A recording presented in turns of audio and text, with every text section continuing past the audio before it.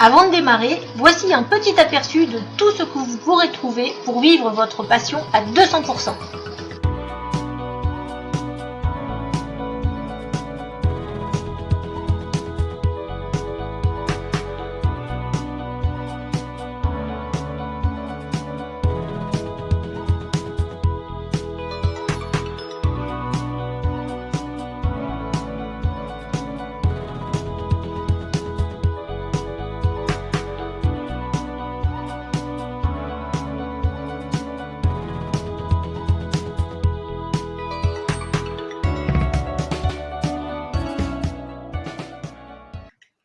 Eh bien, Géraldine, on t'écoute, c'est parti.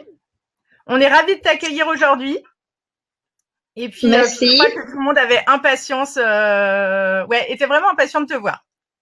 Voilà. Ok, merci beaucoup. Je te laisse bonsoir à tous.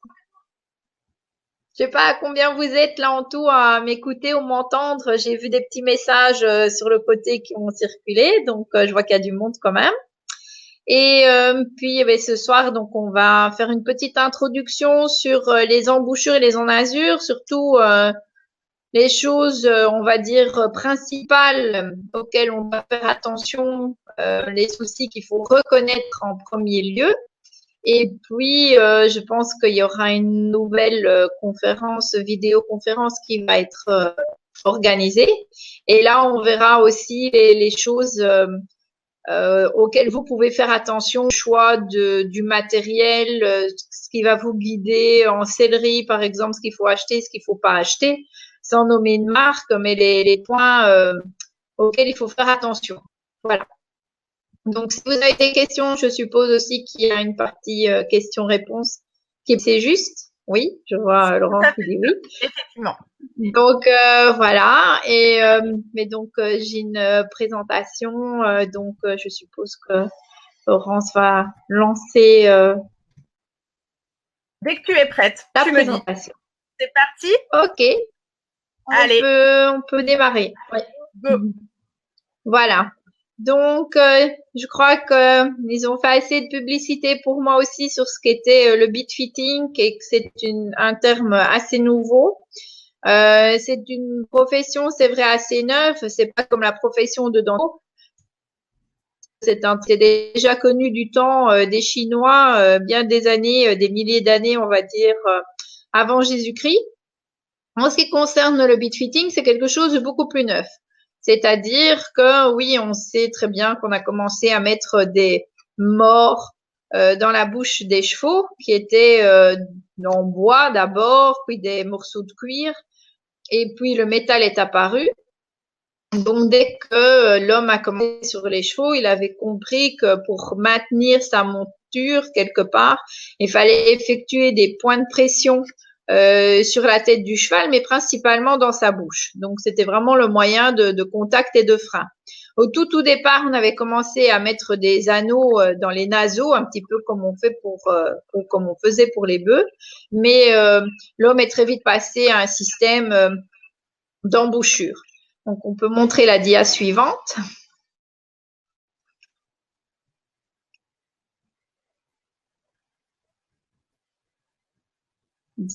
Voilà. Donc, si on regarde sur l'historique des empires, donc dans certains musées, on peut en voir qui sont exposés.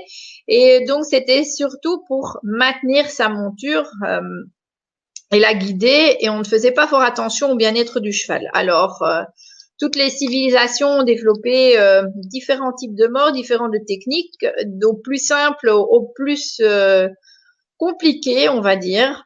Par exemple, au 15e, 16e, 17e siècle, on avait des embouchures très très fortes dans la bouche des chevaux, donc vraiment pour maintenir la monture. Et c'était tellement fort que les chevaux étaient bien souvent à la bouche ouverte. Et si vous faites attention aux représentations dans les musées, que ce soit des tableaux ou des statues, on voit beau avec un mort et la bouche ouverte. De ce fait, quand les dames ont commencé à monter à cheval, on leur mettait des paniers aux chevaux, à la bouche des chevaux. C'était pas pour pour empêcher quelque chose, c'était plutôt pour masquer le fait que ces chevaux étaient là, tout sourire, on va dire, pas du tout sourire, c'est-à-dire on voyait toutes leurs dents. Et donc, ça faisait pas très joli pour donc on leur mettait un panier. Et par contre, quand les dames montaient, on avait créé vraiment des morts très très très dures en bouche pour que les chevaux soient très obéissants. C'était vraiment une façon de faire obéir le cheval. C'était des œuvres d'art aussi à une certaine époque. Et on va voir que les choses ont certainement évolué. Alors, quand on regarde au XXe siècle, donc ça c'est beaucoup plus proche de nous, là on a les morts qui s'apparentent encore à ceux qu'on utilise à l'heure actuelle. Ce n'est que depuis ces dernières années où là on a commencé à parler aussi beaucoup plus de la monte sans mort, des en azur, et qu'on a commencé à se dire oui mais qu'est-ce que c'est que ce morceau de métal qu'on met dans la bouche des chevaux? Est-ce que c'est gentil, pas gentil? On a vu des films circuler sur YouTube. Est-ce qu'il faut mettre du simple brisure, du double brisure? Quels sont les effets négatifs dans la bouche des chevaux? Et c'est à partir de ce moment-là qu'on a commencé à réfléchir sur oui, est-ce qu'on fait du bien ou du mal aux chevaux? Les firmes qui, elles, développent des morts, des cavaliers, des professionnels, surtout beaucoup de dentistes équins, au vu des lésions découvertes dans les bouches des chevaux, se sont dit qu'il fallait trouver d'autres solutions qui seraient beaucoup plus adaptées aux chevaux.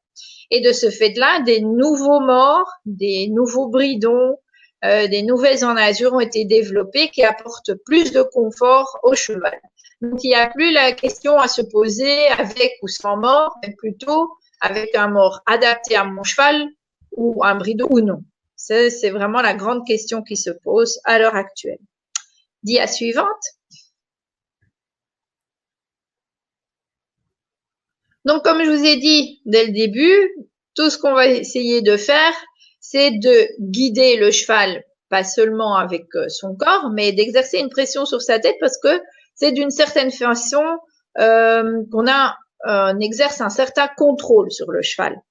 Alors, on va dire, c'est vrai, si on est de l'école à la légèreté, tout se fait avec nos jambes, notre assiette quand on monte à cheval, mais il y a quand même communication qui se fait via la main du cavalier. Alors, ce n'est vraiment que certains chevaux qui sont très très bien éduqués, et encore, je pense pas que ça marche pour tous les chevaux, qui vont vraiment tout faire sans contact avec la bouche ou la tête. Mais on va dire que pour la plupart d'entre nous, qu'est-ce qu'on va faire en général? C'est exercer une pression sur la tête du cheval, quelle qu'elle soit. Alors, de ce fait-là, on va regarder un petit peu ce qui se passe, on va dire dans la tête et surtout dans la bouche lorsqu'on va utiliser un mort. Dia suivante. Alors, ici, on voit très bien donc un petit dessin pour voir un petit peu le squelette, comment il se positionne dans la tête du cheval. Donc, on voit à l'avant la position des incisives, ce sont les dents qu'on va voir principalement. Les crochets ou canines qui sont présentes chez le mâle et aussi dans certains cas chez les femelles petites. La toute petite dent qui est juste devant l'air, c'est ce qu'on appelle les dents de loup. Et celles-là, on va plutôt les éviter, on va plutôt les faire retirer lorsqu'on va monter le cheval avec un mort, parce qu'elles vont un jour ou l'autre gêner dans la bouche du cheval. Et après ça, nous avons donc les prémolaires et les molaires. C'est très important qu'on monte avec mort ou sans mort, que les soins dentaires étaient bien effectués chez le cheval, d'abord pour de mastication, mais aussi pour ce qu'on voit la mandibule, donc puisse bien se déplacer, que la langue n'ait également pas de contrainte, et de ce fait qu'il y ait un bon système de balancier qui va fonctionner au niveau de la tête du cheval et qui va apporter un bon équilibre et faciliter sa locomotion. Dia suivante.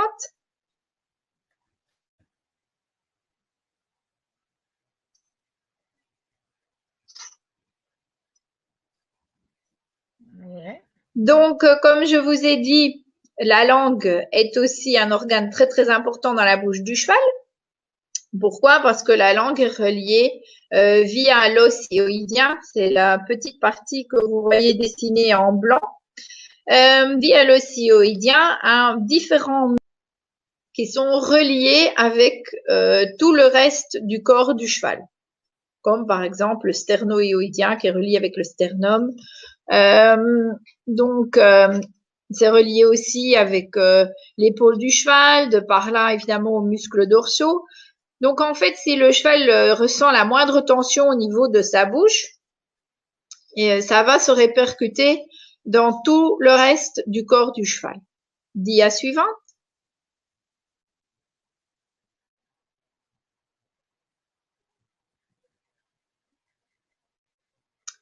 Donc là, vous voyez ici une partie donc du squelette, muscle locomoteur chez le cheval.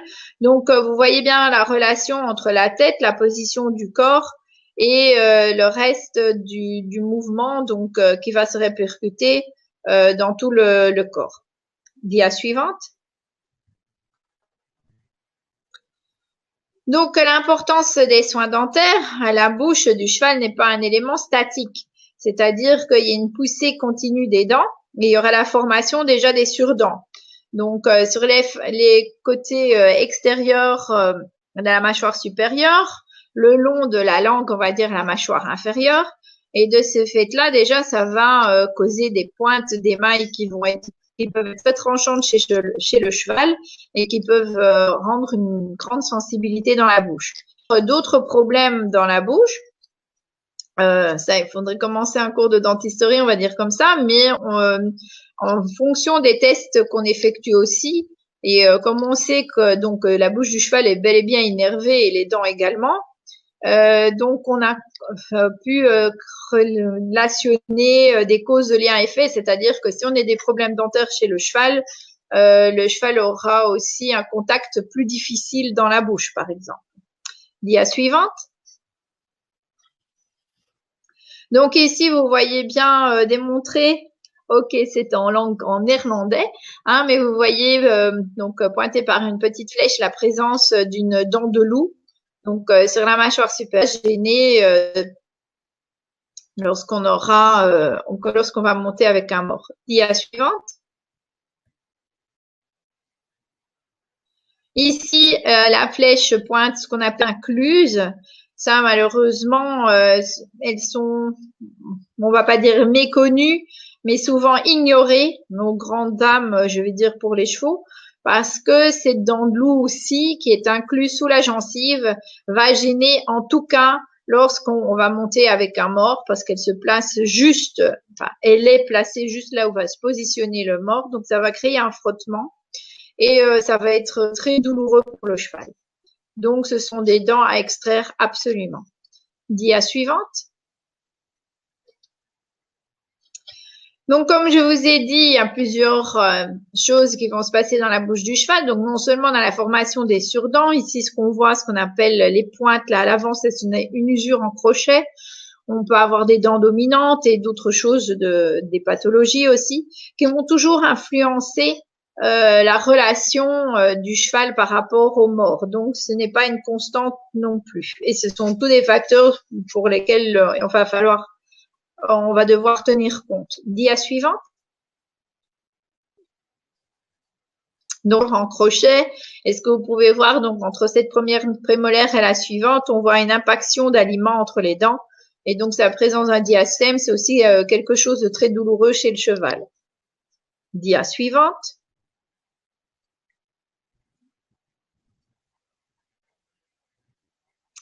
Donc ici, lors de la présence de surdents, vous voyez, s'il y a un frottement, il y a des chevaux qui ont des joues très étroites et des chevaux qui ont des bonnes bas joues. Pour ceux qui ont les joues très étroites, c'est un petit peu comme nous, ces surdents, les joues vont aller frotter directement et donc on va avoir donc c'est très douloureux. Alors, faut pas penser, mais je monte sans mort, donc c'est pas un problème. Non, non, non, non, parce que la muserolle de votre enasure va aussi aller serrer dans ce cas-ci et donc aussi provoquer des douleurs chez le cheval. Dia suivante.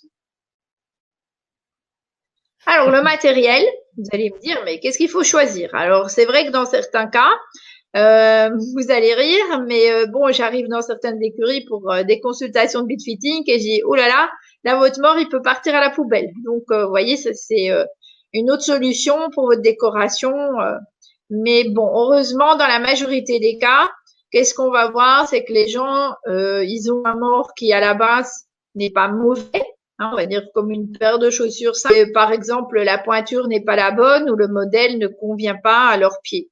Et c'est ce qu'on va un peu retrouver chez le cheval. Le mors que les gens ont choisi ne convient pas à la bouche de leur cheval. Dia suivante.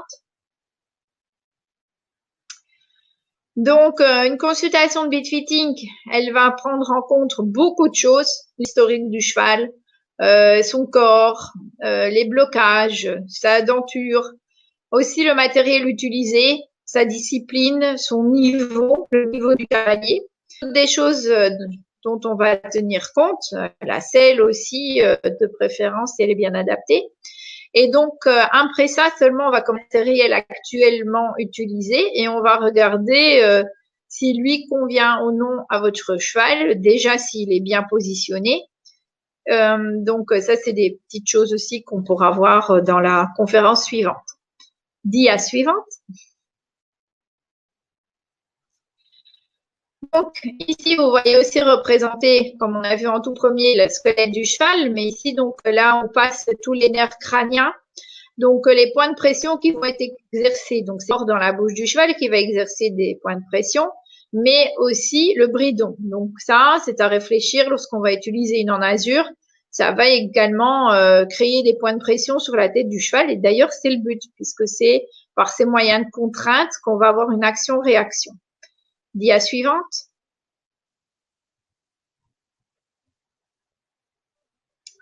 Donc, le mors, quand il va aller se positionner, il va exercer donc une pression sur la langue, facteur très important, contre les premières prémolaires, au niveau des barres et dans le palais du cheval. Donc, aussi également à la commissure des lèvres. Donc, c'est différents points qui vont jouer et influencer dans notre choix du mors. Aussi les répercussions sur le reste de la tête du cheval. Dia suivante.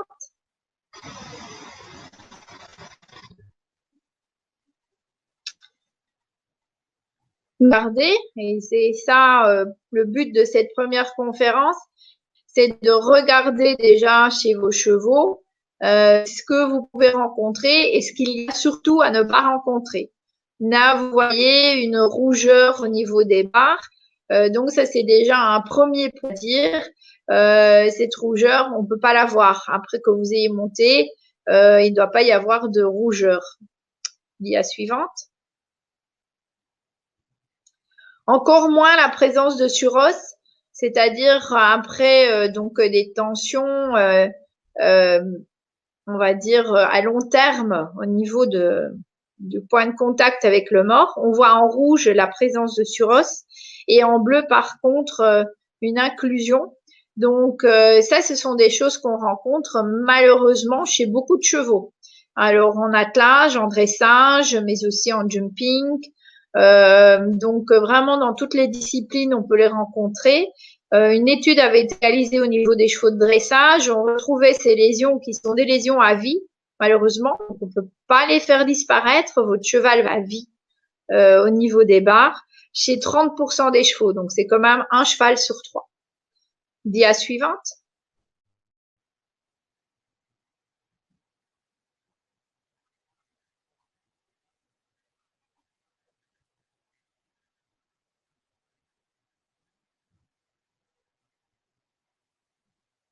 Alors, les commissures des lèvres aussi, il va falloir bien les observer, en tenir compte. Donc, ici, on voit une espèce de durillon au niveau de la commissure des lèvres, mais tout ce qui est les petites peaux, les gerçures, voire des plaies plus profondes, c'est vraiment c'est quelque chose de pas normal. Et ça sert à rien d'aller mettre des petites crèmes, de la vaseline ou je ne sais pas quoi. C'est plutôt un signe que votre mors ne convient pas à la bouche de votre cheval. Dia suivante.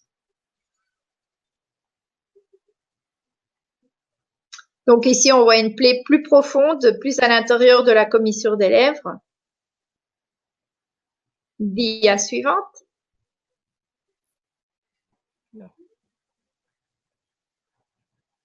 Ici, c'est une lésion donc au niveau des barres. Donc là, vous voyez comme une coupure.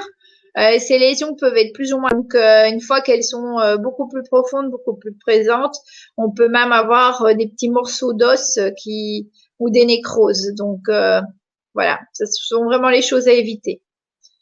Dia suivante. Voilà, ici la plaie plus profonde, qui est souvent masquée par la langue. Donc là aussi, ce sont des choses vraiment à éviter. Alors on peut dire ah oui, c'est avec la main. C'est vrai que la main a un effet dans la bouche du cheval, une main légère déjà, ça va éviter beaucoup plus de choses, mais ça ne va pas éviter dans tous les cas les lésions dans la bouche du cheval. Et on va voir aussi qu'une main va être plus légère là où le cheval va mieux accepter son mort. C'est-à-dire que là aussi, on a fait des tests. Si le cheval accepte mieux son mort, c'est-à-dire si c'est mieux adapté, il va déjà être de lui-même beaucoup plus léger en bouche. Si le mort ne lui convient pas, le cheval va résister, on va dire ça comme ça, protester, et va déjà être beaucoup plus dur en bouche. Dia suivante.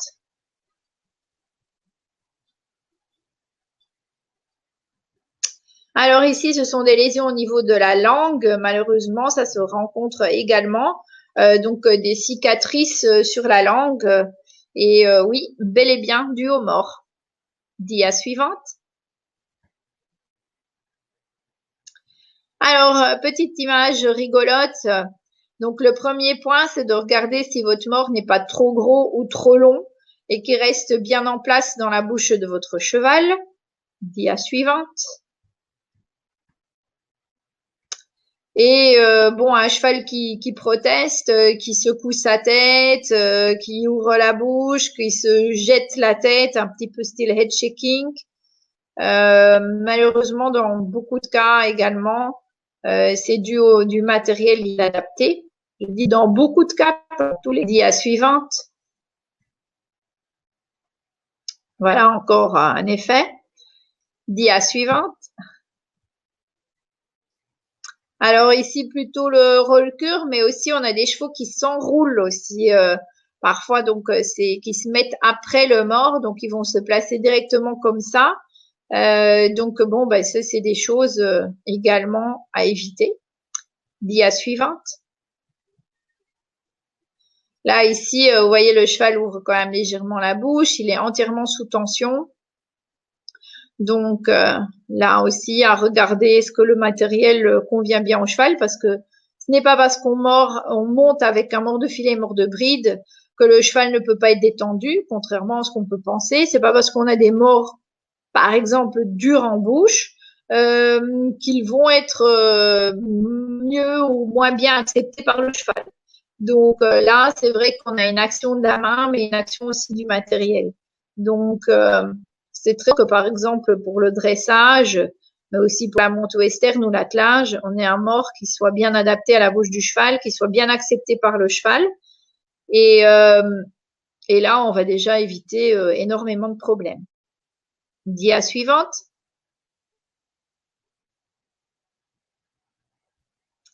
Donc le choix du mort et du bridon, vous allez me dire, bon ben alors on fait quoi? Et ça, c'est vrai que ça devient de plus en plus compliqué. Dia suivante.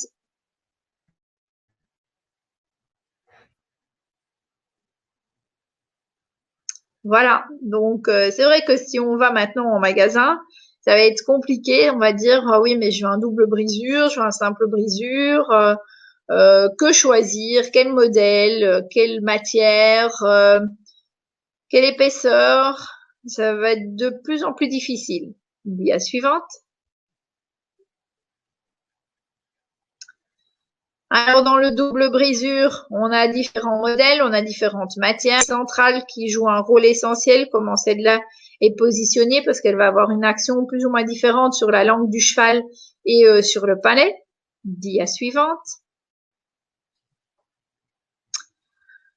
Un mort droit, là aussi, choix du matériel, très important, souple ou non, donc en dressage, mais aussi pour les clubs en France, il y a des règles à respecter sur le choix du mort et le choix des anneaux.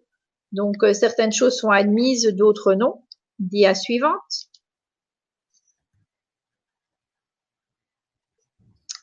Alors, ici aussi, la gourmette, prendre en compte l'épaisseur de la gourmette.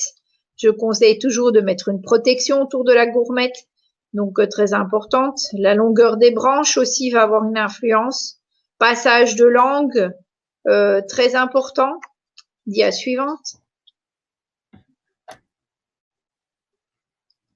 Et donc, on peut même passer à des morts plus dures. Et pour certains, on va dire, ça va sûrement créer des lésions. Non, mais c'est pas pour tous les cavaliers ni pour tous les chevaux. Donc là, le choix va se faire aussi en fonction du niveau du cavalier et du cheval. Dia suivante. Donc ce qu'on voit, c'est de plus en plus des bridons et avec des tétières qui sont découpées de manière anatomique. Alors c'est vrai qu'on va dire bon, mais d'accord, demain on va en sellerie, on va aller tous acheter de la nature. Alors dans certains cas, on va voir au niveau de la largeur des tétières.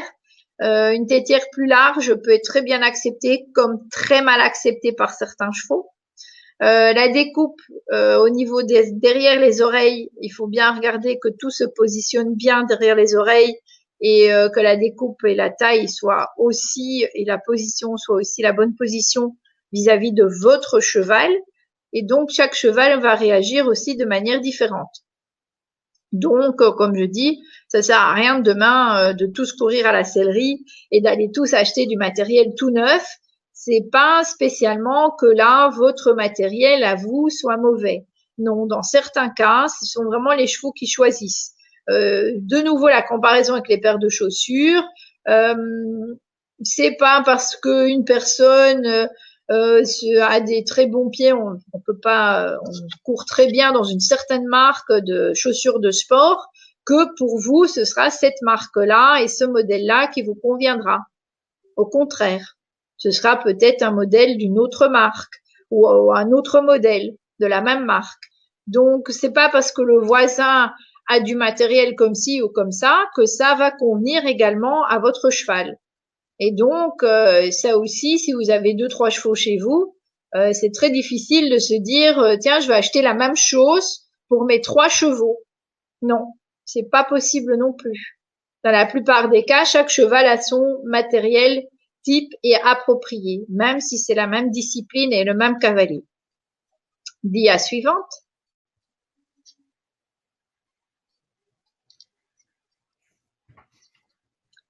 Donc, la même chose aussi en fonction de la discipline. Il y a une autre action et des autres pressions qui vont être effectuées sur la tête et dans la bouche du cheval. De ce fait-là, on va choisir le matériel adapté, mais approprié à la discipline qu'on va choisir avec son cheval. Dia suivante. À nouveau, donc même problème. Dans le cas aussi, on choisit modèle standard, on va dire par exemple ici pour l'attelage. Ok, on va aller en magasin, on va aller acheter quelque chose.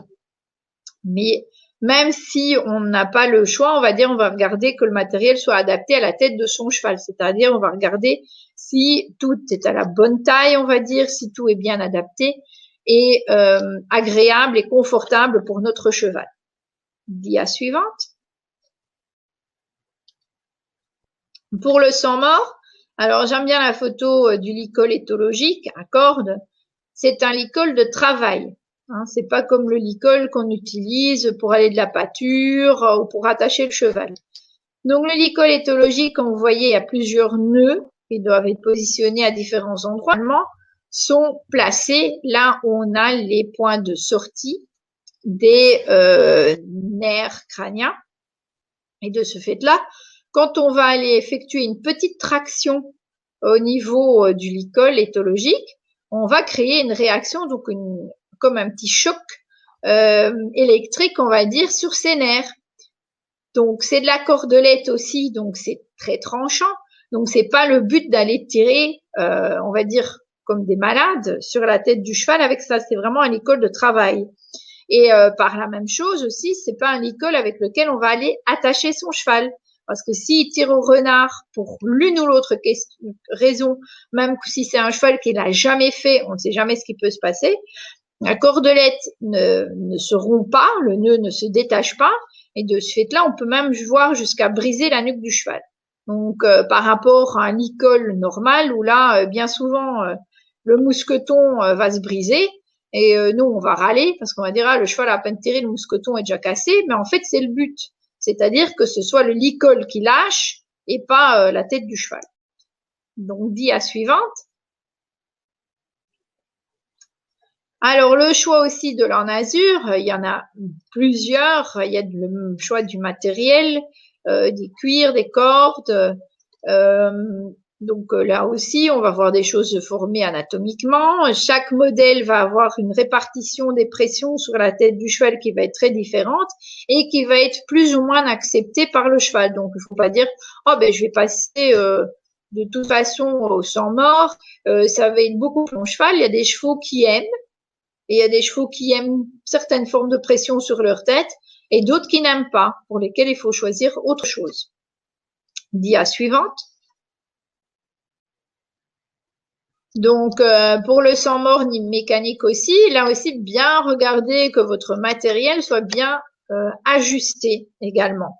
Parce que là, on a eu quand même plusieurs cas de chevaux avec des débuts, voire même des paralysies faciales aussi, par exemple dans le cas des acamors, mal ajustés, trop serrés et qui vont aller comprimer les nerfs. Donc ça, c'est quand même des choses avec lesquelles il faut tenir compte et pas à mettre dans les mains de tous non plus. Dia suivante. Est-ce que vous avez déjà des questions sur cette première présentation? Hop là. Tac, tac, tac. Hop. Alors.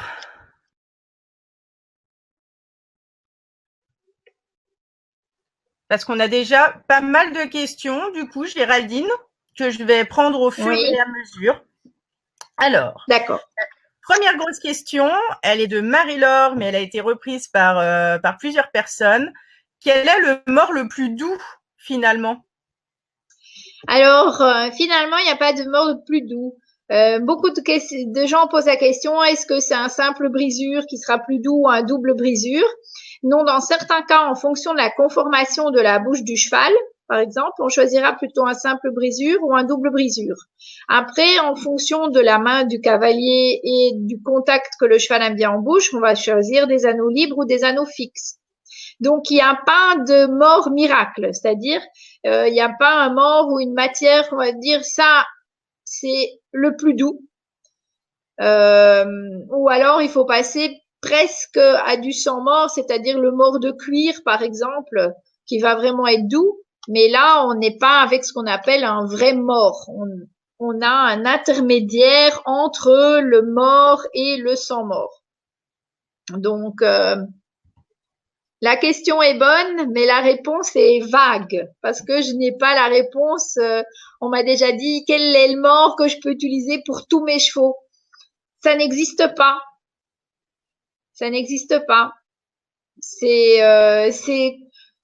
On va revenir aux chaussures. Je vais pas dire que vous allez acheter, si vous avez plusieurs enfants, une paire de baskets taille 35 pour tous vos enfants. Pour un enfant, ce sera trop grand, pour l'autre, ce sera trop petit, pour l'un, ça va serrer au pied, l'autre, il va dire, il y a des lacets, ça me gêne. C'est un peu la même chose. On va devoir acheter des paires de baskets différentes pour chaque enfant. Donc là, chaque cheval va avoir un petit peu son type de matériel à lui. Et peut-être un simple brisure à anneau libre va très bien convenir à votre cheval alezan. Et pour votre baie, il faudra un double brisure à anneau fixe. Voilà. Ok, question suivante. Les surdents ne sont-elles pas censées être minimales avec une bonne alimentation? Non, ça, contrairement à ce que beaucoup pensent, il y en a qui disent, oh, mon cheval est en pâture 24 heures sur 24, il y a des troncs d'arbres ou il y a des arbustes, il peut manger de tout. Les dents du cheval sont assez préhistoriques, on va dire. Ça va faire rigoler beaucoup d'entre vous, mais donc ils sont faits pour une alimentation vraiment ce qu'on appelait des steppes, donc très très dures à mastiquer. Et ce qu'on a comme problème, on va dire, surtout en Europe et dans certaines parties d'Amérique du Nord, c'est que nos pâtures sont bien grasses et bien, on va dire, tendre à mastiquer. Donc le cheval, lui, ne va pas user ses dents correctement. De toute façon, il y a des études qui ont été effectuées aussi sur les chevaux sauvages qui n'ont pas de soins dentaires, par exemple. Et là, on voit que donc ceux qui ont une mauvaise bouche, c'est un peu comme les êtres humains qui ne sont pas suivis, ils vont pas vivre aussi longtemps que les chevaux qui ont une bonne bouche. Donc le but aussi, c'est, on va dire, le soin dentaire annuel. Si le dentiste vous dit ah ben c'est pas grave, il y a pas grand chose, il y a que quelques surdents et tout va bien, vous pouvez être très content. Parce qu'il y a des chevaux qui ont des mauvaises bouches et des dents et qui tombent plus vite, qui font des diastèmes, qui ont des problèmes pour s'alimenter correctement. Il y a des chevaux qui ont des caries, donc il y en a qui font plus de surdents que d'autres. Ils peuvent avoir une mâchoire en escalier ou en ciseaux. Donc tout cela doivent être soignés et suivis. Et donc ça, c'est possible aussi que dans une écurie où il y a 10 chevaux, si vous avez de la chance, il y en a 8 qui ont une bonne bouche et un petit entretien et tout va bien, et 2 qui ont une mauvaise bouche et qui ont un abonnement même en clinique vétérinaire. Donc c'est mieux de les faire contrôler régulièrement, tous.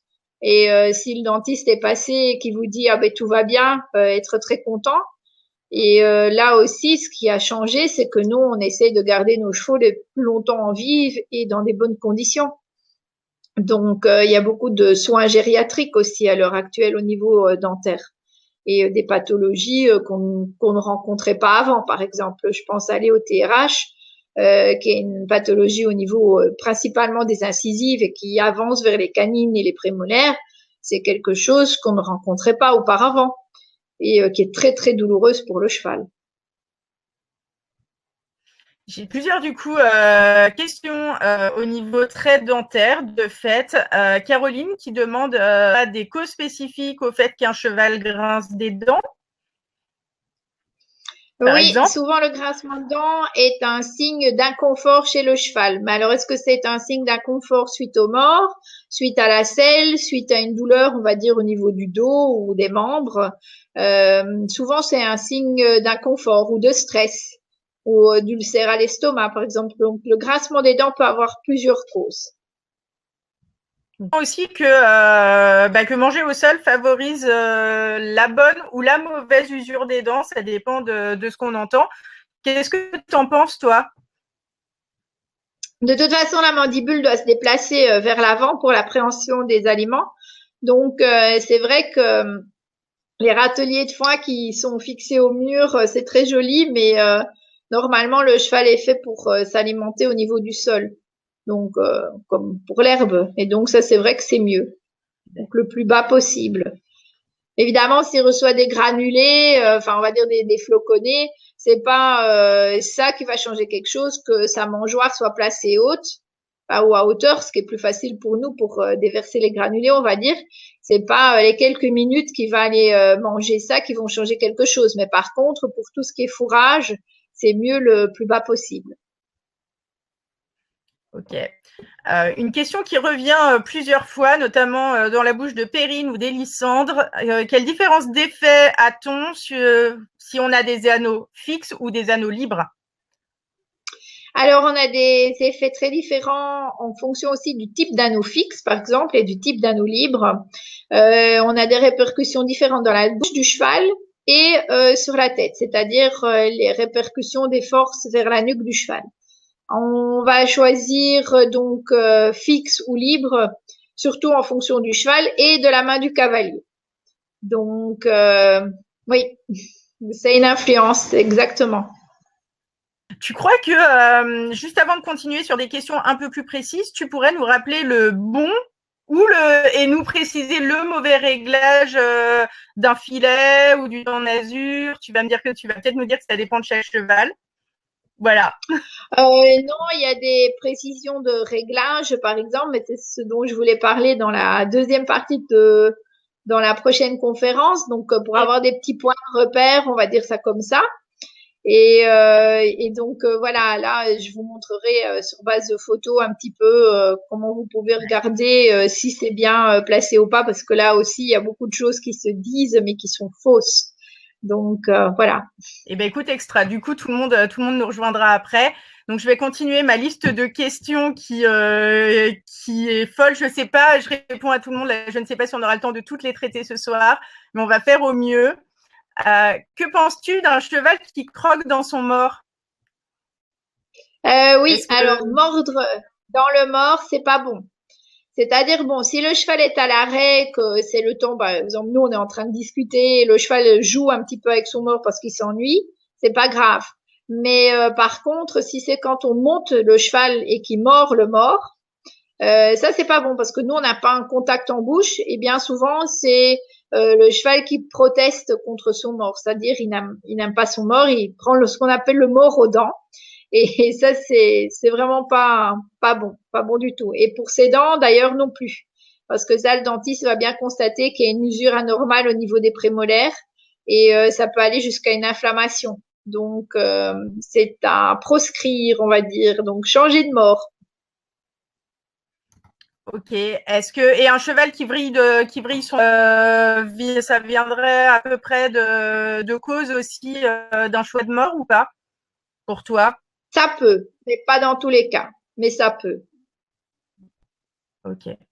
Est-ce qu'un cheval parce que pareil, c'est une question qui revient plusieurs fois, est-ce qu'un cheval qui a toujours été monté sans mort et qui un jour reçoit un mort en bouche, quelle va être sa réaction? Est-ce que c'est quelque chose qui, pour toi, est facile, faisable? Est-ce que aussi ça peut vouloir dire que à un moment donné, qu'il était mal en azur et mieux avec un mort? Qu'est-ce que tu peux nous dire de tout ça? Alors, ça, c'est la même chose si on passe du mort au sans mort ou du sans mort au mort. Le cheval a besoin d'un petit temps d'adaptation, on va dire ça comme ça, mais surtout que le matériel lui convienne. Parce que souvent, les gens pensent évidemment, tiens, bon, le cheval a toujours été monté sans mort, on va lui mettre un mort que nous, on pense tout gentil.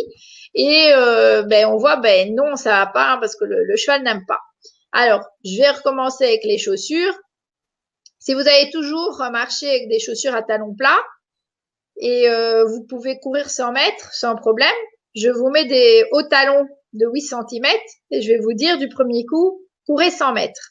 Si en plus les chaussures sont un peu trop serrées ou vous font mal, vous n'allez pas fort apprécier. La même chose, si vous avez toujours marché avec des hauts talons, vous allez passer avec des talons plats et je vous fais courir à la minute ou même pieds nus 100 mètres sur du gravillon, vous allez me dire, aïe, ça fait mal. Donc, c'est à peu près la même chose. C'est-à-dire qu'un cheval qui a toujours été monté sans mort peut passer à un mort et inversement également. Mais on va voir en fonction aussi, donc justement, de l'éducation qui a été faite et du matériel qui a été utilisé, un contraste doux, c'est-à-dire un passage en douceur, c'est-à-dire un matériel qui va ressembler, plus ou moins, on va dire, à ce qu'il avait avant. C'est-à-dire que pour le cheval, ça va pas faire un trop grand contraste. Il va très bien pouvoir s'adapter à l'un comme à l'autre. Il n'y a pas de souci. D'accord. Est-ce qu'au bout d'un moment, tu vas ressentir un mieux-être avec l'un ou avec l'autre? Est-ce qu'il y a des chevaux qui ne supportent pas l'un ou qui ne supportent pas l'autre? Ou est-ce que c'est Oui, juste, tout à fait. c'est juste, ouais? Non, non, tout à fait. Il y a que ce soit des cavaliers, mais même des chevaux, ils préfèrent une répartition des pressions, quitte jusque dans leur bouche, où ils vont même être plus calmes avec un mort qu'avec une en azur qui va exercer beaucoup plus de pression à d'autres endroits de leur tête. On va penser tous des chevaux qui ont des problèmes de sinus, par exemple, qui ne supportent rien au niveau du nez, donc pas de muserolle, par exemple. Donc là, ces chevaux-là vont être mieux avec un mort. Et inversement, des chevaux qui ont des fois des grosses lésions au niveau des barres, pour eux, ça devient très délicat d'aller placer un mort dans la bouche, et donc ils vont être beaucoup plus heureux avec du sang mort. Mais on a aussi pour des chevaux qui n'ont pas de lésions, mais on peut pas dire que tous vont très bien sentir dans un cas comme dans un autre. Il y a les sensations du cavalier également. Par exemple, si le cheval est tellement confortable, on va dire, avec son side pull, et que le cavalier a l'impression qu'il a 20 kilos dans les bras et qu'il tire comme un forcené sur le nez du cheval pour essayer de le maintenir, on va dire, juste en place, on va dire ça comme ça, à la longue, ça va pas être très agréable pour le cheval. et va être beaucoup plus confortable avec un petit mors dans la bouche et que le cavalier va dire « Oh, ben comme ça, moi, je me sens très bien à mon aise et j'ai entre guillemets un contrôle sur mon cheval et qui va monter ma reine longue parce qu'il y a un mors dans la bouche du cheval. Mais je préfère voir des rênes longues avec un mort que des rênes tendues et serrées et 20 kilos de tension avec du sang mort parce qu'à la longue, le cheval va aussi avoir des lésions et va aussi protester, dire qu'il n'est pas confortable. Et inversement, bien naturellement. Donc, c'est vraiment à voir au cas par cas. Qu'est-ce que tu penses du mort mérote ou méro, ça dépend. Alors, les gens prononcent à chaque fois de façon différente. Oui, mais sur chaque mort, on peut dire du bien et du mal. Sur chaque enragure, on peut dire du bien et du mal. C'est-à-dire que, à nouveau, il n'y a pas un modèle ou une marque ou une chose qui est mieux que toutes les autres et qui va convenir à tout le monde. Donc, il y a du positif et du négatif dans tous les cas. D'accord. En fait, on est d'accord que on va fonctionner en individualité, en cas particulier à chaque fois.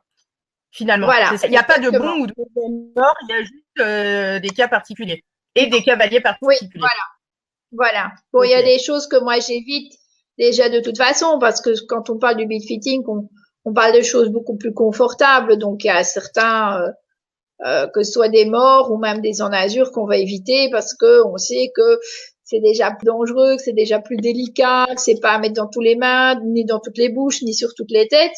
Mais après ça, il n'y a pas de choses standards qu'on va dire oui, ça c'est bien pour tout le monde ou non, ça c'est pas bien du tout. Pas du tout. Une petite question d'Anaïs qui dit qu'elle a un mort pour chaque discipline. Est-ce que c'est une bonne chose ou pas? Oui, ça c'est souvent la question. Est-ce qu'il faut un mort pour chaque discipline? C'est souvent aussi, on va voir par exemple si on fait du dressage ou si on fait du cross, que là par exemple les anneaux vont changer. Moi, ce que j'aime bien, ce qui est dans les morts, c'est que dans la bouche, ça reste plus ou moins la même chose pour que le cheval, ça fasse une constante. Mais c'est vrai qu'au niveau des anneaux, on va par exemple faire des changements parce que la répartition et au niveau donc du bridon, la répartition des pressions va être différente en fonction de la discipline. Donc oui, en effet, c'est très possible parce que l'action de la main et la répartition des pressions est très différente en fonction des disciplines. Donc c'est logique, on va dire. D'accord. La grosse question aussi du moment, parce qu'on en entend beaucoup parler, tu t'en doutes, la muserolle, un intérêt, pas d'intérêt? Est-ce que ça dépend du cheval? Est-ce que ça dépend du cavalier? Quel est ton point de vue là-dessus? La muserolle a un intérêt, c'est les rattacher à la tétière parce qu'elle répartit les pressions au mieux sur la tête du cheval. C'est comme ça qu'on voit par exemple beaucoup plus la muserolle au niveau des chevaux de dressage et des chevaux d'attelage parce que ces chevaux subissent beaucoup plus de pression sur leur tête que par exemple d'autres disciplines comme la monte western. D'accord, ok. Est-ce que une muserolle et pareil, et un jour on l'enlève, est-ce que ça va changer son comportement? Est-ce que ça va surtout changer le comportement? Dans certains cas, si la muserolle déjà ne servait à rien auparavant, donc si elle n'était pas bien réglée et qu'elle n'était pas fixée à la tétière, ça va pas changer grand-chose pour le cheval.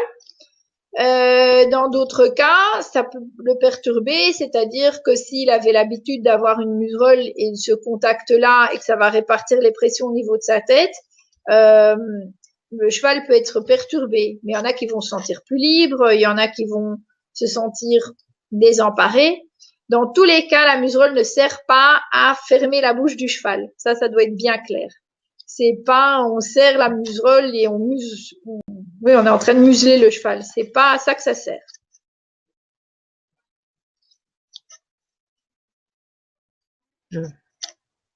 Géraldine, tu es là?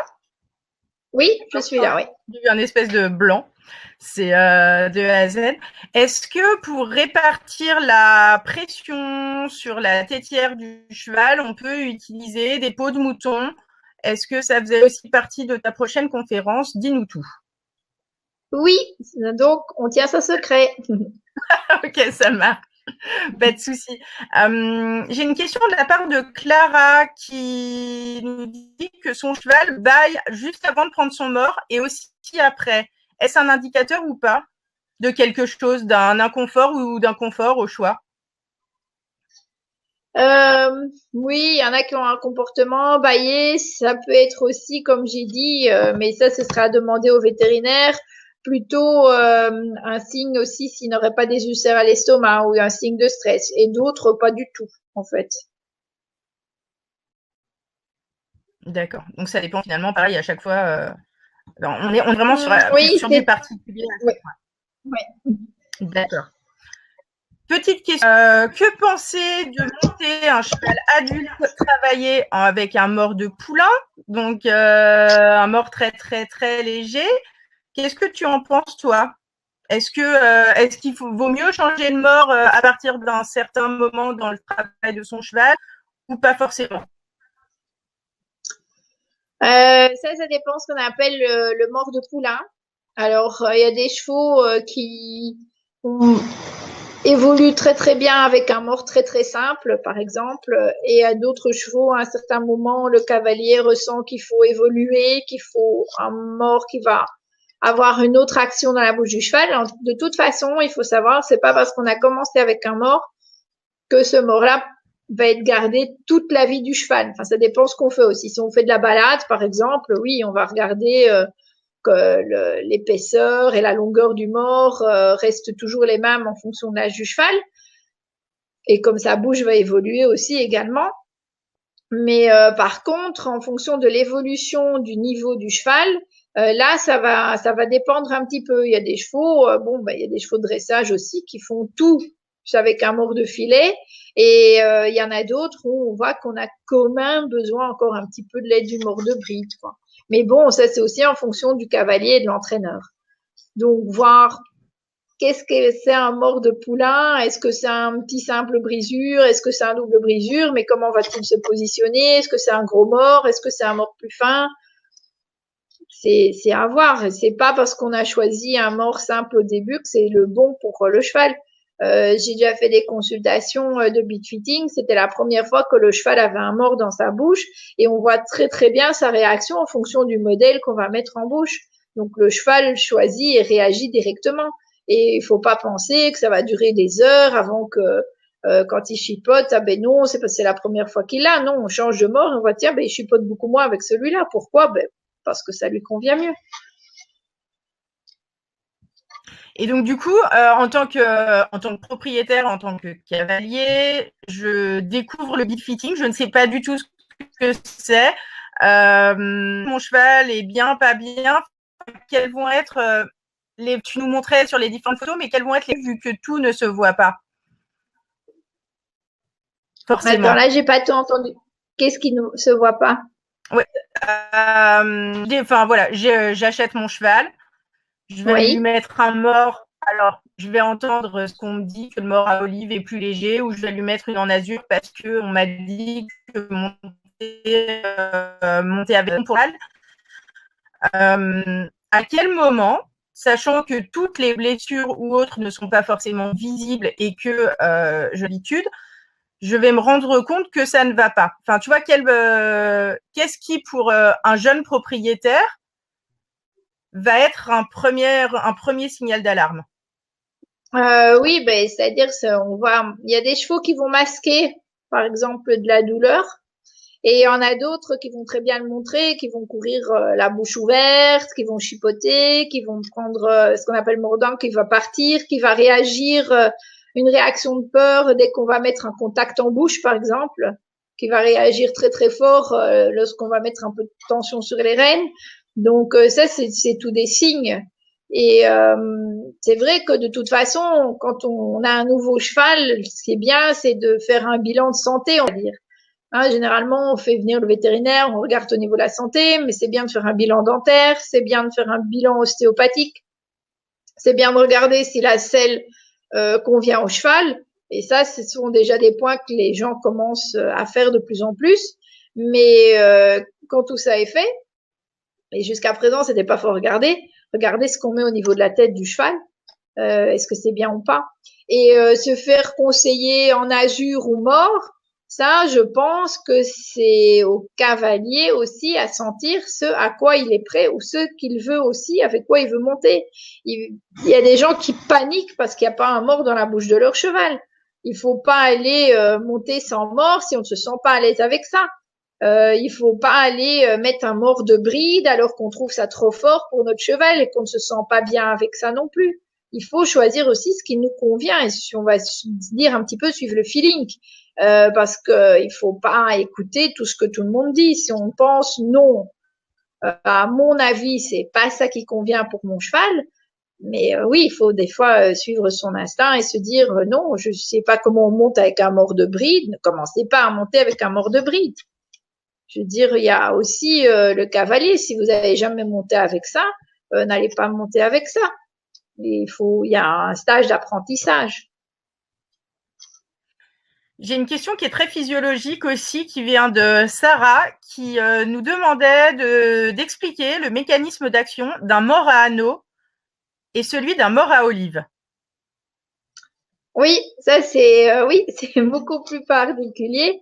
Là, de nouveau aussi, c'est peut-être bien ce qu'on verra la prochaine fois dans la prochaine conférence. Il faut quand même laisser un peu de suspense. Bah, du coup, Sarah, tu seras obligée de nous rejoindre fin mai pour la deuxième conférence. Voilà. Un cheval qui mâchouille son mort quand tu le lui mets, est-ce que c'est un signe de confort ou pas forcément? Un cheval qui salive, de confort ou pas du tout? Alors, donc, et le mâchouille, comme je l'ai dit, quand il le prend, ça peut être juste parce qu'il joue avec et puis c'est tout. Du moment que c'est juste à ce moment-là, c'est pas un problème. Et la salivation, là, il y a eu plusieurs sujets de discussion à ce niveau-là. Donc la salivation, ce qui est bien, c'est juste ce qu'on appelle un peu le rouge à lèvres. S'il commence à baver de trop et que ça coule en filet, ça c'est pas très bon.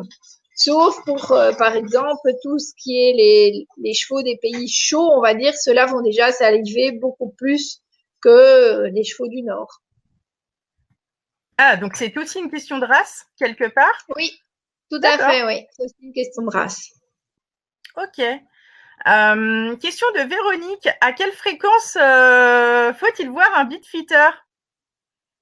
Est-ce qu'une consultation Alors, une consultation compte pour beaucoup de temps, donc pas d'inquiétude, faut pas venir tous les mois. Mais par exemple, au changement de propriétaire, c'est important. Enfin, au changement de cavalier, par exemple, ça c'est important. Parce que donc chaque cavalier a une autre influence sur le cheval. Lors de l'évolution du cheval, on va dire on passe du mort de filet au mort de bride. Ça c'est toujours très bien d'avoir une séance de consultation de bitfitting à ce moment-là. On va dire même au tout début, quand le cheval arrive à l'entraînement, aussi voir un petit peu ce qui lui convient. Donc, dans les écuries d'entraînement, c'est toujours bien de voir avec les entraîneurs ce qu'ils ont comme type de chevaux qui vient et leur donner un set de différents morts qui va convenir au type de chevaux qu'ils reçoivent et avec lesquels ils ont des indications. Voilà, tiens, ça va aller, ça va pas aller, par exemple. Donc, et puis voilà, quand on a aussi une décision, quand on se dit, ben tiens, voilà, moi j'ai évolué je vois pas spécialement de problème, mais j'ai évolué dans mon équitation, ou je change de discipline, ou le cheval va changer de discipline. Ce serait peut-être bien de regarder directement pour le mort adapté. Et pour un cheval qui a un demi-pensionnaire, du coup, toi? Ah, là, un demi-pensionnaire, oui. Malheureusement, je vais en décevoir beaucoup. C'est que dans certains cas, un cheval, deux cavaliers, deux morts. Chaque cavalier a son mort pour son cheval. Voilà.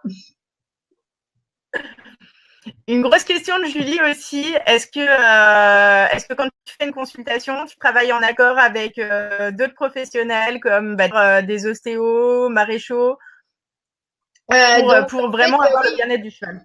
Oui, ben moi ce que j'attends, c'est que comme je dis toujours, le dentiste il arrive en premier temps et le bitfitter arrive en dernier temps. La boucle est bouclée. C'est-à-dire qu'on commence d'abord par regarder ce qu'il y a dans la bouche du cheval et puis on peut faire le reste. Et donc le bitfitter, lui, il arrive quand tous les autres sont passés. C'est-à-dire que le cheval, moi, ce que j'attends, c'est que oui, il ait déjà été vu. J'attends que le propriétaire me dise, ben voilà, l'ostéopathe a découvert ça, ça et ça. Oui, le saddle fitter est venu, voilà, le matériel est adapté. Voilà, les pieds sont corrects, la bouche est en ordre, et voilà, ça c'est toutes des choses importantes. Ou s'il y a des problèmes, qu'on soit au courant des problèmes, et on va en tenir compte, bien sûr. D'accord. Grosse question aussi qui arrive. Est-ce que, que peut-on faire pour les chevaux de club? Est-ce qu'il y a quelque chose à faire ou pas? Oui, bien sûr, il y a quelque chose à faire. Donc c'est ça, c'est la même chose que pour les entraîneurs qui ont plusieurs chevaux à l'entraînement. Pour les chevaux de club aussi, il faut voir aussi avec le type de chevaux avec lequel on travaille, parce qu'on peut travailler par exemple avec des Irish Cop, ou on peut travailler avec des Shetland, ou on peut travailler avec des trotteurs réformés. Donc c'est tous des chevaux qui vont avoir une autre tête, on va dire, une autre bouche, et on va avoir, c'est vrai, différents cavaliers sur leur dos. Alors, ce que j'ai déjà eu aussi, c'est des consultations où les gens demandaient aux meilleurs petits cavaliers, on va dire, présents dans le club, de monter ces chevaux-là, et on regardait qu'est-ce qui était le plus confortable pour le cheval de club, sans tenir compte alors à ce moment-là de la main du cavalier, puisqu'ils vont avoir sur une journée ou sur la semaine une dizaine de cavaliers différents. Mais pour que ce soit confortable pour le petit cheval ou pour le petit poney, déjà dans la majeure des cas, quoi. Ok. Et donc du coup, là tu nous disais que tu voyais les chevaux monter. Comment ça se passe exactement une séance de beat fitting? Qu'est-ce que les propriétaires vont voir? Alors, la séance de beat fitting commence d'abord par voir le cheval tout nu, comme je dis toujours. C'est-à-dire que vous l'amenez sans harnachement, sans rien. Et puis, oui, ben, je vais vous poser les questions, je vais faire des tests, je vais observer sa bouche, je vais observer tous des points de pression aussi, un peu partout sur le cheval. Et puis après, vous me le représentez habillé, c'est-à-dire avec sa selle ou, si on est en attelage, harnaché. Et avec son mors et son bridon ou son en azur. Et puis là, oui, le but, c'est que le cavalier attitré monte le cheval, ou si on est en attelage, bien on travaille au long crâne ou même on part en calèche. Et voilà. Et là, on va regarder les réactions du cheval dans son ensemble, dans son milieu et avec son cavalier habituel. Et puis, on va passer aux ajustements. Et du coup, t'essayes beaucoup d'enazure et beaucoup d'embouchure avant de trouver la bonne, ou ça se fait assez facilement, assez rapidement? Ça dépend. Dans certains cas, ça va très vite et dans d'autres cas, non, parce qu'il faut trouver où se trouve le problème. Et le problème n'est pas toujours dans la bouche du cheval. Il peut avoir d'autres causes et ces cas-là sont plus difficiles. D'accord. Alors du coup, justement, en parlant d'autres causes, les tétières. Est-ce que tu veux en parler aujourd'hui? Est-ce que tu préfères en parler la prochaine fois? La prochaine fois. Ben voilà. Bon bah Audrey, Marie-Laure, prochaine fois. Question du coup de plusieurs personnes. En France, comment trouver un beatfitter? Comment ça se passe? Et il n'y en a pas encore. Ben voilà. On présente le métier, mais il n'y en a pas encore. Donc, non, c'est vrai que moi, je me déplace là sur le nord de France jusqu'aux régions parisiennes. Et puis, bon, ben, comme j'ai déjà écrit 2-3 articles et fait des présentations, on me demande un petit peu partout en France.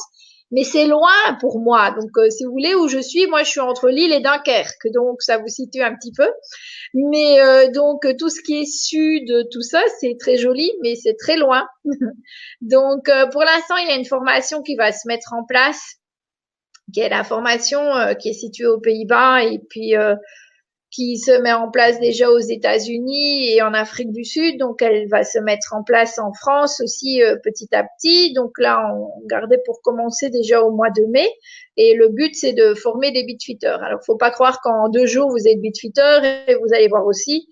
Je veux pas décourager tout le monde, mais c'est vrai qu'en faisant beaucoup de pratiques, souvent en ayant une connaissance du cheval et d'autres métiers, d'autres professions derrière le dos, ça aide beaucoup. Donc, comme moi, je suis dentiste, mais j'ai une formation aussi en saddle fitting, en élevage, en nutrition, etc., etc., etc. Donc, tout ça, ça influence énormément dans notre vue au niveau du cheval et dans le choix du mort. Parce que comme je dis, il y a plusieurs facteurs qui entrent en jeu. Donc, c'est un peu compliqué, mais je vais pas refroidir tout le monde, mais c'est un peu compliqué quand même. T'as Marie-Laure qui se moque des autres auditeurs en disant « Moi, je suis en Belgique, voilà, au moins c'est une bonne chose. » Oui, ah, pour les Belges, pas de souci, je me déplace partout en Belgique, c'est bien. Ah ben voilà. Du coup, en combien de temps tu vois la différence entre un cheval qui a été vu et un cheval parce que je pense qu'il doit y avoir un temps d'adaptation, mais est-ce que le cavalier s'en rend compte directement ou pas? Oui, Une on fois le voit directement. Ouais, d'accord. Ouais. Vraiment, dans 90% des cas, et on a l'effet immédiat, quoi. Il y a 10% des chevaux où on se dit, tiens, bon, on va voir un petit peu dans d'autres conditions, où on n'est pas sûr à 100%. Mais dans 90% des cas, après la séance de beat fitting, on est sûr à 100%. D'accord. Je reviens 30 secondes sur tes formations. Il y a 4-5 questions est-ce que tu as le nom de la formation que tu vas monter en France? Est-ce que tu sais à peu près où elle aura lieu? Et est-ce que tu sais aussi quand elle aura lieu? Oui, donc normalement, on espérait. Donc il y a beaucoup de renseignements, c'est sur le site www.ieebf.com. Donc là, il y a les dates qui ont été prévues. On essayait de trouver une écurie en région parisienne, on va dire côté Chantilly, qui pourrait nous accueillir.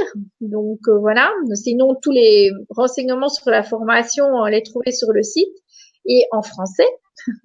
Et donc voilà, et le cours, on pensait le commencer là, et vous auriez les dates aussi du début, quoi. Pour l'instant, on cherchait surtout une écurie qui veuille bien nous accueillir, où il y aura une salle pour donner cours, la théorie, le matin, et l'après-midi, la pratique, donc des chevaux pour la partie pratique. Est-ce que tu demandes un niveau d'entrée particulier? Est-ce que c'est accessible à tout le monde, ne serait-ce que pour apprendre pour son plaisir personnel, sans forcément exercer? Oui, il y a d'abord 2 journées qui sont organisées. Donc le premier module qui est accessible à tous et qui sont vraiment d'information générale et, sans que les personnes suivent toute la formation, parce que toute la formation est faite de plusieurs modules où il y a plusieurs intervenants, plusieurs professionnels, et où il y aura des stages à faire. C'est-à-dire que le but, c'est que les gens s'exercent en consultation de beat fitting au fur et à mesure. Donc, c'est sûr qu'on n'est pas formé en une journée ni en un module, et ça, les gens vont le voir aussi.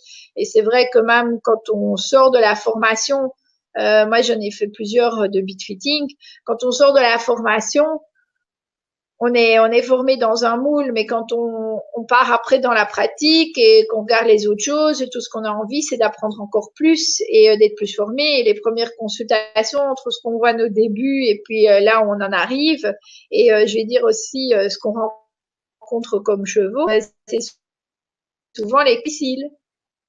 C'est-à-dire qu'on n'est pas encore dans le mode standard où tout le monde appelle le beat fitter. Donc, c'est plutôt des gens qui sont déjà des mois, si pas des années, avec des chevaux difficiles, avec des problèmes, et où on est la dernière personne, la bouée de secours, à la rescousse pour trouver la solution.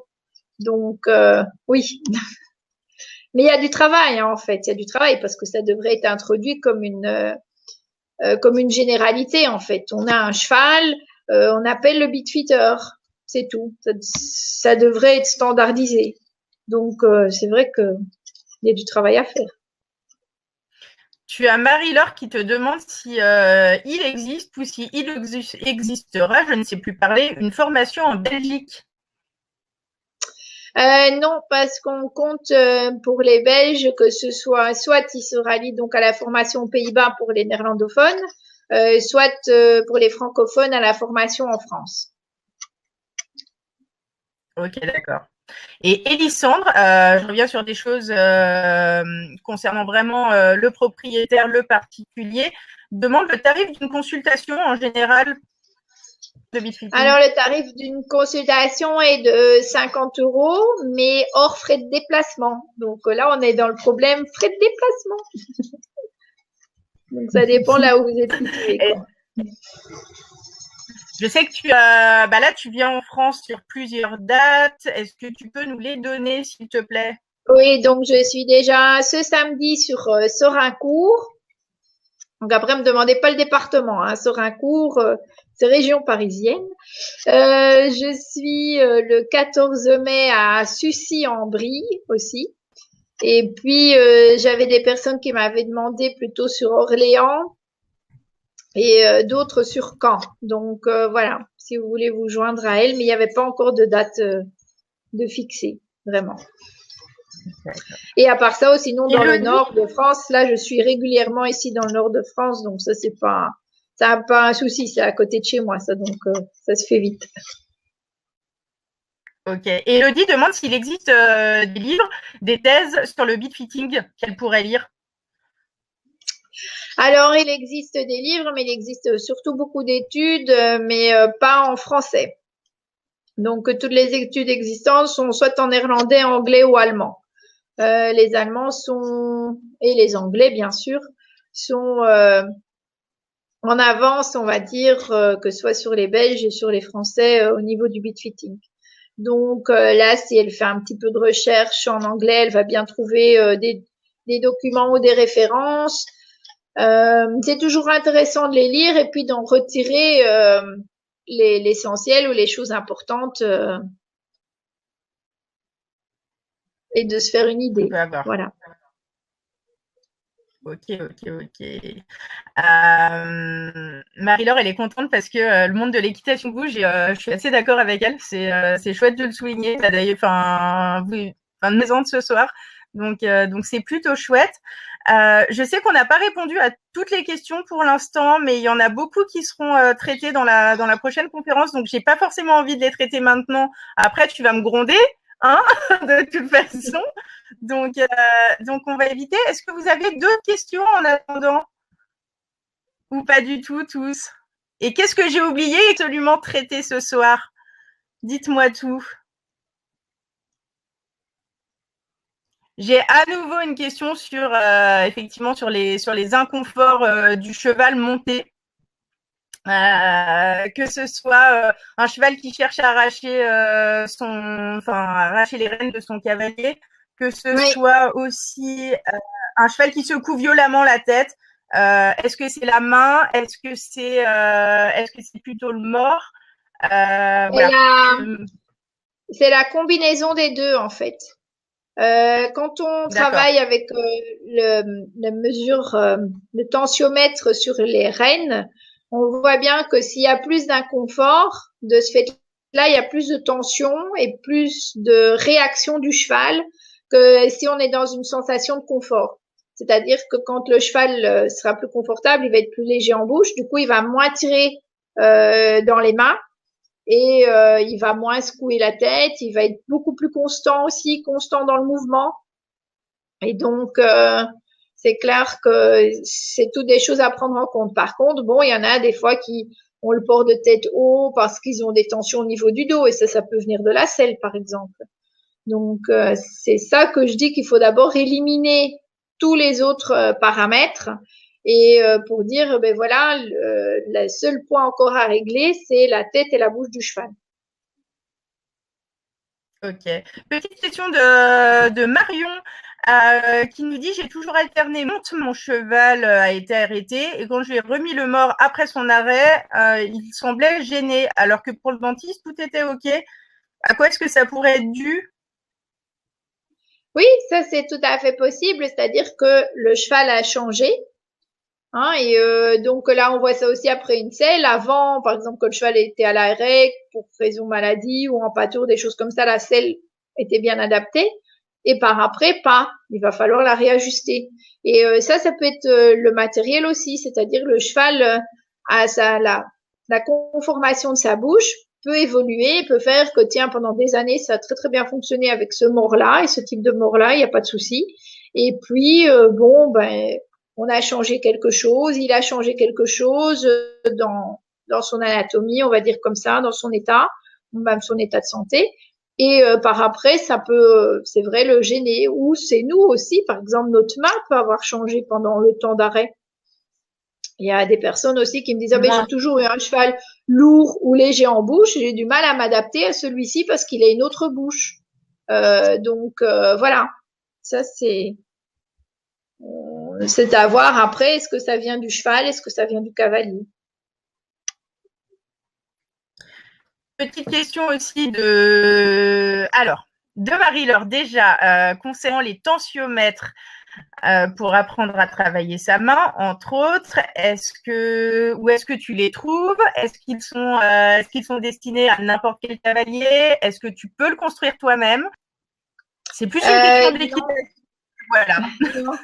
Il y a des systèmes qui sont en vente, qui sont assez techniques et qui sont utilisables, mais je veux dire qu'il y a des petits trucs et astuces pour les cavaliers qui sont facilement mis d'application. Et par exemple, en Belgique, on a beaucoup d'instructeurs de ce qu'on appelle l'équitation centrée, le centered riding. Et je travaille aussi avec ces personnes-là, et ces personnes vont aider à corriger le cavalier, sa position et sa main. Et déjà par après, donc on peut éliminer certains problèmes déjà et savoir bon ben déjà c'est pas la main du cavalier qui gêne, c'est vraiment le matériel. Est-ce que finalement les morts les plus simples ne sont-ils pas finalement les plus confortables pour toi? Non, parce que dans les morts simples, il peut y en avoir des qui sont par exemple beaucoup trop gros pour la bouche du cheval et tout à fait inconfortables. C'est réellement une histoire d'adaptation et oui, c'est ça, c'est une réelle histoire d'adaptation. Oui, tout à fait. Ok. Et du coup, ben, je pense que tu as déjà répondu à la question, mais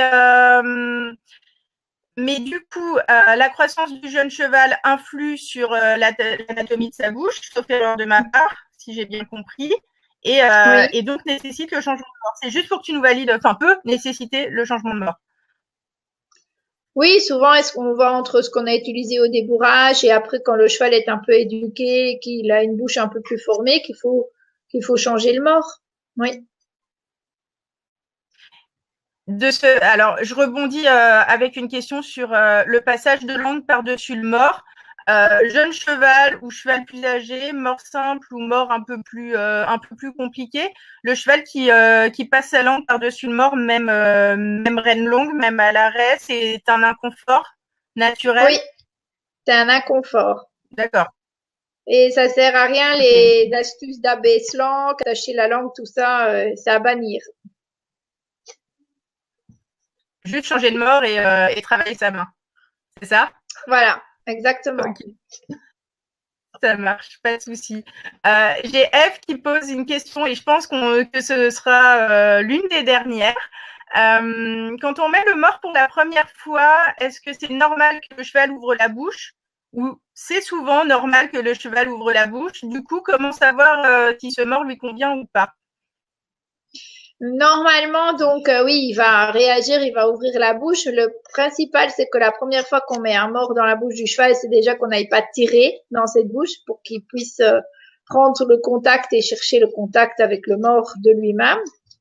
Et après, on va voir que si le mort est déjà aussi, on va dire, la bonne taille, la bonne dimension et bien placé dans sa bouche, que déjà le cheval va plus facilement l'accepter et être plus vite avec la bouche fermée que s'il va trouver ça très inconfortable.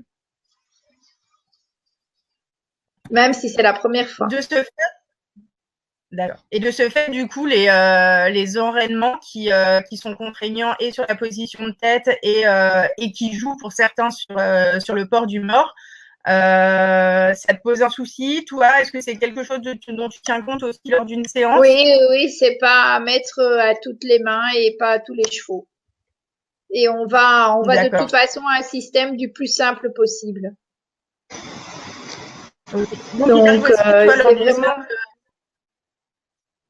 Oui, c'est-à-dire que ce qu'on voit avec les GOG et les choses comme ça, c'est que bien souvent, c'est pour essayer de bloquer le cheval, de freiner le cheval, de le ramener vers soi parce qu'il ne réagit pas comme on veut. Et si on enlève tout ça et qu'on met le matériel adapté, on va voir déjà de toute façon le port de tête et la démarche du cheval est déjà très très différente. Et de ce fait-là, moi ce que j'aime bien, c'est que le cavalier me dise j'ai un cheval qui se place bien, qui est léger en bouche, sans devoir tirer comme un malade dans la bouche du cheval, sans devoir utiliser 36 autres systèmes en plus pour ramener la tête ou la fixer ou ou que le cheval se porte mieux. Donc voilà, de tout c'est quelque chose qui doit venir naturellement, mais qui se fait aussi évidemment par le cavalier et par le cheval. Donc le mort va pas solutionner tout non plus. Mais c'est vrai que bien souvent on a tendance à utiliser très facilement des enraînements en plus, alors qu'il faut voir comment les utiliser si on les utilise à bon escient. Tout peut être positif dans certains cas et chez certains chevaux, mais tout peut être négatif également si c'est mal utilisé. Donc c'est pas à mettre directement ni dans toutes les mains ni sur tous les chevaux. Ta plus belle histoire en tant que big fitter, ce serait quoi? Le moment qui t'a le plus, enfin l'un des moments qui t'ont le plus marqué. Non, il y en a plusieurs, mais surtout, moi, ce que je suis très contente, c'est quand on arrive au résultat, qu'on voit le cavalier avec un large sourire, le cheval qui est détendu dans la piste, qui fait tout ce qu'on lui demande, en fait, sans problème, sans tension, et surtout le cavalier qui dit waouh, j'ai enfin le cheval dont je rêvais, quoi. Donc ça, c'est très très chouette. Sinon, on a des cas fabuleux aussi que malheureusement quand on est dans le travail, on n'a pas l'occasion de filmer, mais des chevaux qui secouent partout, hein, qui avaient été catégorisés presque d'ataxiques, se monter, il jetait ses jambes dans tous les sens, et puis on a changé le mort et le cheval était directement rassemblé, léger, impeccable. Donc bon, et aussi par exemple quand on parlait contact ou pas contact, un cheval c'était très gênant, il était toujours la bouche ouverte. Donc les rênes étaient posées sur le garrot et il était toujours la bouche ouverte. Et la dame était très désespérée. Elle avait acheté plusieurs morts différents, des bonnes marques, des bons modèles, tout ça. Dans tous les cas, le cheval la bouche ouverte. Donc il fallait même pas de pression, rien du tout. Et puis là, on essaye des morts, on essaye des morts, on essaye des morts, et puis on essaye un mort. Et là, le cheval, il ferme la bouche. On prend contact dans la bouche, hein, il ferme la bouche. C'était fini. Donc voilà. Donc ça, c'est des cas, évidemment, c'est des souvenirs. Mais c'est des cas extrêmes, mais c'est très... non, ce qui est le mieux, c'est vraiment quand tous les jours, on voit le cavalier vraiment avec un sourire qui prend plaisir et le cheval qui est détendu. Et voilà. Ça, c'est... Et après, l'avantage de Facebook, c'est de voir les résultats. Ah, il a gagné, il s'est bien placé. Et ça, c'est très, très chouette, bien sûr. Est-ce que tu acceptes de répondre à une ou deux dernières questions? Encore une, on va dire.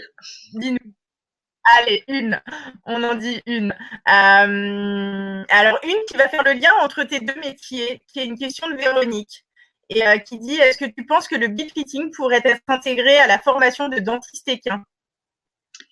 Ça pourrait comme ça pourrait pas. C'est-à-dire que tous les dentistes vont pas avoir spécialement le feeling pour le bead fitting. Le bead fitting prend aussi énormément de temps. Une consultation dure facilement 2 heures par cheval. Donc, soit moi je mets ma casquette dentiste, soit la casquette bead fitting, et donc je combine ça comme ça. J'aime bien l'alternance des deux aussi, mais il y a des dentistes qui sont vraiment passionnés par leur travail et qui veulent faire que la dentisterie, et il y a des beadfitters qui veulent faire que du beadfitting. C'est vrai que d'avoir une bonne connaissance de la bouche du cheval est sérieusement un très très très très grand avantage pour le beadfitting. C'est pas à nier. Et donc voilà, donc c'est vrai. Mais de dire que de l'intégrer, non, d'avoir des connaissances, oui, ça c'est vrai que c'est important parce que ce qui est dommage, c'est que bon, moi, Il y a d'autres dentistes qui disent aux clients, ben, vous feriez bien d'appeler le bitfitter parce que ce que j'ai vu en bouche, ben, je préférais que vous appeliez un bitfitter. Donc, ça, c'est très bien. Et malheureusement, dans d'autres cas, le dentiste ne voit rien, ne le dit pas au client. Et comme on dit, oui, c'est pas au client, aller regarder dans la bouche de son cheval. Donc là, c'est dommage. Donc, c'est vrai que si les dentistes tous les dentistes, on va dire, étaient sensibilisés au problème, ce serait très, très bien. Mais de là à dire qu'ils devraient être formés en bitfitting, je sais pas si tous vont être intéressés. C'est une formation libre. Donc, c'est vrai que il y a des dentistes qui sont formés, il y en a qui pratiquent, il y en a qui pratiquent pas. Il y en a qui disent c'est une connaissance en plus sur le sujet. Et il y en a qui prennent le temps de faire une séance ou une consultation de bitfitting, mais d'autres pas, qui n'ont pas le temps et pas le choix. Plus, il faut avoir le matériel aussi. Hein, donc c'est un choix en fait. C'est comme tous les ostéos ne sont pas saddle fitters. Il y en a qui ont aussi une formation en saddle fitting parce qu'il y a des points de pression très spécifiques au niveau du dos qui sont dus à la selle. Mais c'est pas pour ça qu'ils vont vous faire une consultation saddle fitting, sinon ils doivent commencer à avoir des selles avec eux, tout ça. Et inversement, donc c'est vrai que c'est très important.